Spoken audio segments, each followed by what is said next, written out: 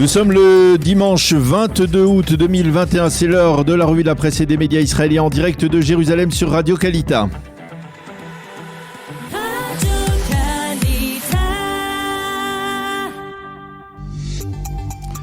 Et nous commencerons cette revue de la presse israélienne, la première de cette semaine, par la brusque escalade de la violence à la frontière entre la bande de Gaza et l'État d'Israël. Tous les quotidiens israéliens mentionnent en une qu'un soldat combattant des gardes frontières israéliens a été très grièvement blessé hier par le tir d'un manifestant palestinien. Les journaux expliquent que plusieurs centaines de Palestiniens ont manifesté le long de la barrière de sécurité près du poste de passage de Karni dans la bande de Gaza, comme il l'avait annoncé en fin de semaine. Selon le Israël Hayom, Tsahal était en état d'alerte et avait déployé des renforts de troupes pour faire face à ces manifestations. Le quotidien cite plusieurs élus locaux israéliens qui s'étonnent que ces manifestations interviennent au lendemain d'un accord sur le transfert par le Qatar de millions de dollars aux Palestiniens de la bande de Gaza.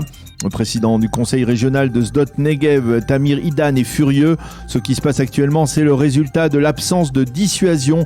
La passivité du gouvernement actuel est une honte. Notre sang est devenu méprisable, écrit-il.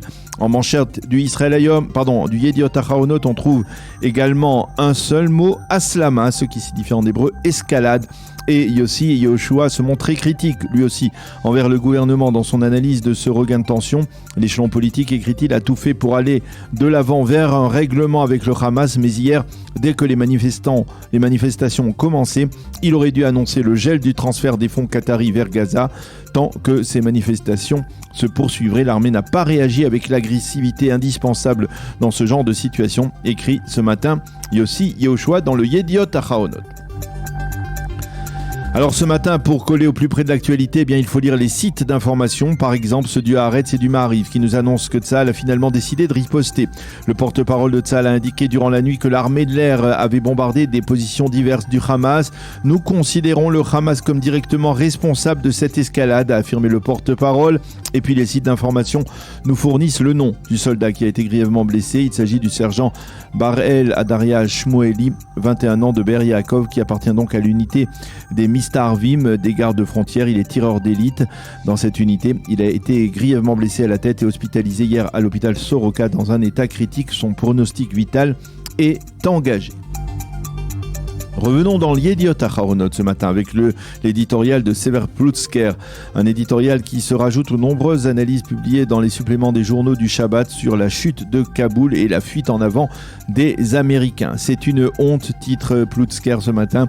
Il n'y avait aucune urgence opérationnelle à faire sortir les Américains d'Afghanistan de la sorte. Il n'y avait plus que 2000 soldats américains sur le sol afghan et les Américains ont cessé de combattre là-bas depuis 7 ans sur décision de Barack Obama. Quant à l'armée afghane, elle ne comptait la semaine dernière que 35 000 hommes pour Sever Ploutsker. La honte dans le cas précis n'a rien à voir avec ce qui s'est passé en 1975 au Vietnam. Elle est, selon lui, bien plus terrible.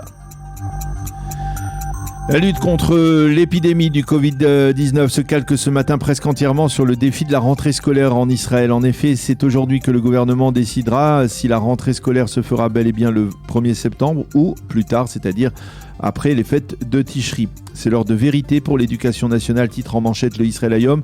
Quant au Yediot Ahronoth, il apporte un premier élément de réponse. Selon le journal, il semble que le cabinet Corona optera, au vu des données réactualisées, en faveur d'une ouverture le 1er septembre. Nadav Eyal mentionne dans son commentaire en première page du Yediot des données encourageantes qui laissent penser que l'épidémie commence à être freinée, et ce grâce à la campagne de vaccination du booster initié par Naftali Bennett. Et nous sommes loin des données effrayantes que l'on nous a annoncées pour la fin du mois d'août, écrit ce matin Nadav Eyal. On parlait à l'époque de 1200 malades graves pour la fin du mois d'août. Aujourd'hui, on recense en Israël 645 malades graves. Dans la presse israélienne, une belle histoire qui réunit vie privée et vie publique. C'est l'histoire émouvante de la présidente du Parti travailliste, Merav Michaeli. En fin de semaine, des critiques se sont fait entendre à son égard après que l'on ait appris que Michaeli avait décidé de se rendre aux États-Unis en dépit des recommandations de Naftali Bennett de ne pas quitter le pays en raison de l'épidémie.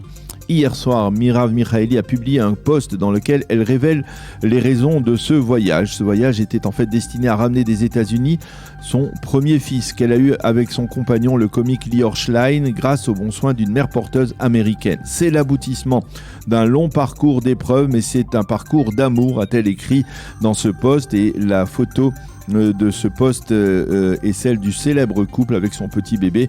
Et elle fait ce matin la une de tous les quotidiens israéliens. Et puis nous allons terminer cette revue de la presse en revenant sur quelques articles particulièrement intéressants parus dans les suppléments des grands quotidiens israéliens de vendredi, veille de Shabbat, avec d'abord un retour incontournable en arrière sur le gigantesque incendie qui a dévasté plus de 2500 hectares de forêt dans le corridor de Jérusalem la semaine dernière.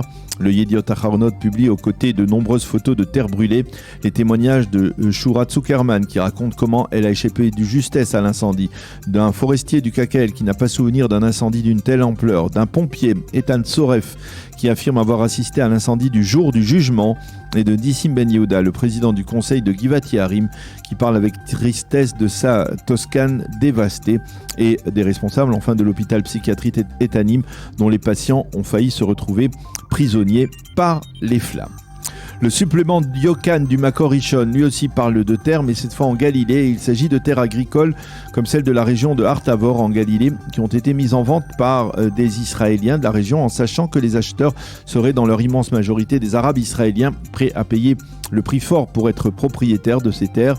Le Makor Rishon parle d'un véritable phénomène d'envergure qui pourrait à moyen terme modifier les rapports démographiques entre juifs et arabes en Galilée, et ce bien entendu en faveur de la population arabe. Enfin, Jackie Khouri, dans le Maariv de vendredi, se demande pourquoi Abdel Fattah al-Sisi, qui a refusé pendant de longues années d'accueillir Netanyahou au Caire, en tant que les pourparlers avec les Palestiniens n'auraient pas repris, eh bien pourquoi al-Sisi a invité Naftali Bennett avant même que de tels pourparlers ne soient envisagés, alors que pour les Égyptiens, eh bien Bennett est tout de même le leader d'un parti de la droite nationaliste israélienne. Pourquoi ? Eh bien, réponse, les Égyptiens seraient apparemment inquiets.